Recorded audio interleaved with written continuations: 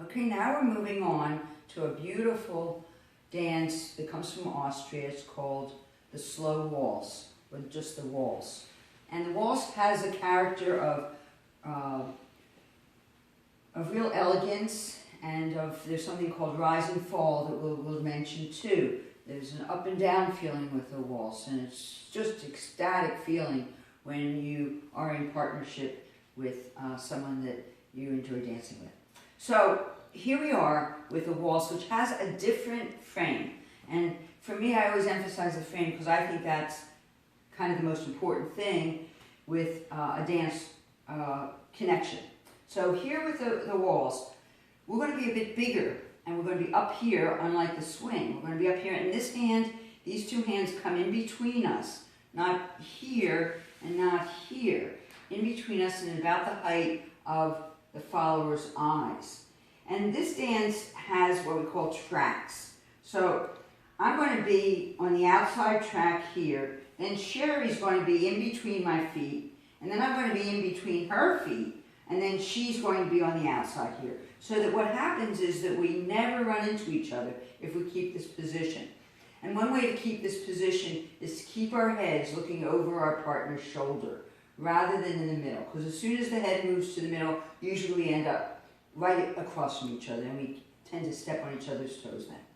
Okay, again, this connection here with the leader having her hand on the follower's shoulder blade, the follower breathing into that backhand. Oh my goodness, is that wonderful. It's just a lock. Everything just comes together. There's a real connection. There's a connection here, but not like a heavy duty one. It's not a push, but you'll feel it. It's just a connection. So here we are with our frame in the waltz. Now for our first pattern, which is called the basic step. The leader is going to start with her left foot, the follower is going to start with her right foot. This is a dance that goes around the line of dance, and that's counterclockwise. So you have to kind of think about moving from one position to another. Okay, so here we are. We're in our great frame with our tracks ahead of us, our heads facing over each other's shoulders. And what we're going to do is we're going to go step. I'm going to go forward step, leading with my heel. Sherry's going to go back step, extending from her hip, and then we're going to do a side together. And then we will switch legs. So here we go. Ready, and walk, side together, walk, side together, walk, side together, walk, side together. And our videographer is doing a wonderful job of backing up as we do that. So that's your progressive or your basic step. And it takes us around the room. Can we do that again? Okay.